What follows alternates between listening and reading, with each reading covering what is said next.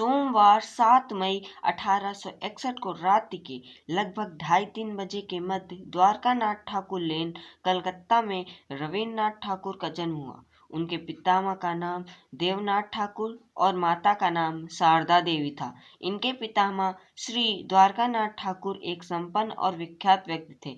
अंग्रेज सरकार ने उन्हें जस्टिस ऑफ पीस की उपाधि से विभूषित किया था। रविंद्र का बचपन अत्यंत साधारण परिस्थितियों में व्यतीत हुआ। अपने 13 भाई बहनों के साथ उन्हें विशेष कोई सुविधा उपलब्ध नहीं थी। 8 वर्ष की अवस्था में उन्हें पाठशाला भेजा गया, किंतु वहाँ का वातावरण में उनका मन नहीं लगा। फिर उन्हें पढ़ने की व्यवस्था घर में ही कर दी गई। पढ़ने में उनकी बुद्धि बहुत ही तीव्र थी। थोड़े ही समय में उन्हें अंग्रेजी में अच्छा ज्ञान प्राप्त कर लिया और 11 वर्ष की अवस्था में शेक्सपियर के नाटक मैकबेथ का अनुवाद उन्होंने ही किया था। धीरे धीरे रविंद्र का शिक्षा के प्रति अनुराग बढ़ता गया। उन्होंने सन 1877 में इंग्लैंड जाकर व्हाइटन स्कूल में अध्ययन किया और लंदन विश्वविद्यालय में प्रविष्ट हो गए। साहित्य और कला के प्रति इन्हें विशेष प्रेम था। उनमें ईश्वर की दी हुई कविता की प्रवृत्ति थी। उनकी कहानियां और उपन्यास भी बड़े ही रोचक थे। मनु भवनु मोहिनी उपन्यास तथा वन फूले पद्य इनकी प्रारंभिक रचना थी। रविंद्र का विवाह 12 वर्ष की अवस्था में मृदुलालिनी से संपन्न हो गया। विवाह के बाद भी वे साहित्य सृजन में उतनी ही तीव्रता से रुचि के साथ संलग्न रहे। गीता सृजन में उनकी विशेष रुचि थी। संध्या गीत और प्रभात संगीत में उनका गीत प्रेम सच्चे रूप से प्रकट हुआ। सन 1901 में उन्होंने बेलनपुर ब्रह्मचर्य आश्रम की स्थापना की, जो आज सारे संसार में शांति निकेतन के नाम से विख्यात है। उनका जीवन में तो आश्रम के कण कण के साथ घुला मिला सा है।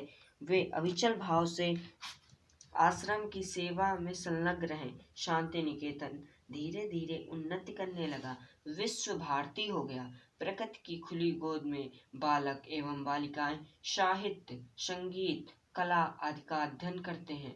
इस विश्व भारती के कारण रविंद्र गुरुदेव हो गए। यहीं रहकर सन 1905 से 1912 तक उन्होंने अनेक अमर ग्रंथ लिखे डाले। प्रत्याचरित, राचा, गीतांजलि, गोरा, जीवन स्मृति, आचल्यायतन आदि उनमें से प्रमुख है, जिसे आप गूगल से जाकर भी पढ़ सकते हैं। सन 1912 में उन्होंने इंग्लैंड का भ्रमण किया। वहां जाकर सुप्रसिद्ध कवियों और साहित्यकारों से उनकी भेंट हुई। आचार्य कावी यट्ट ने उनकी गीतांजलि की ओर प्रत्याशर विद्वानों का अध्ययन आकर्षित किया, जिससे उनकी ख्याति विश्व भर में फैल गई। वे इंग्लैंड से अमेरिका होकर भारत वापस आए। यहाँ आने पर उन्होंने गीतांजलि पर विश्वविख्यात नोबेल पुरस्कार प्रदान किया गया। वे पहले भारतीय थे जिन्हें यह पुरस्कार प्रदान हुआ। उनकी विद्वता से प्रभावित होकर अनेक भारतीय और विदेशी विश्वविद्यालयों के DLT की उपाधि से सम्मानित किया। देश विदेश का भ्रमण करने के लिए देवगुरु राजगुरु 1913 में अमेरिका गए और वहां के शिकागो विश्वविद्यालय में उन्होंने अनेक व्याख्यान दिए। 1916 में रंगून, सिंगापुर और हांगकांग होते हुए वो जापान गए। 1920 में उन्होंने फ्रांस की यात्रा की। इन सब स्थानों पर उनका अभूतपूर्व स्वागत हुआ। वह वहीं जाकर कहीं वहां से वहां चले जाते, जिससे उन्होंने भारतीय संस्कृति की अमिट छाप छोड़ी। गुरुदेव का हृदय देश प्रेम की भावना से ओतप्रोत था। विदेशी दमन और अत्याचार का विरोध करने के लिए उन्होंने अपनी सर की उपाधि ठुकरा दी। भारतवर्ष का सिर उनके लिए इस त्याग से बहुत ऊंचा उठा, किंतु उन्हें संकीर्ण राष्ट्रीयता से घृणा थी। वे वैशुद्ध कुटुंब को मानते थे। उन्होंने सदैव एक प्रभात संदेश दिया। महात्मा गांधी से एक विशेष रूप से प्रभावित थे। उन्होंने भारतीय स्वतंत्रता की आराधना संपूर्ण मानव मुक्ति के रूप में की।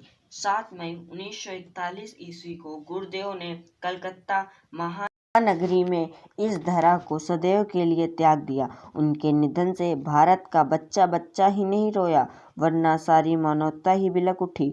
साहित्य के माध्यम से समाज और राष्ट्र की गुरुदेव ने जो सेवा की वह कभी भूली ही नहीं जा सकती है।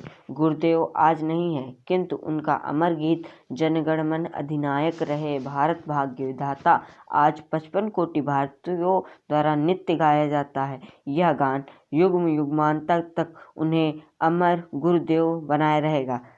ऐसे महान गुरुदेव को मेरा सत सत प्रणाम।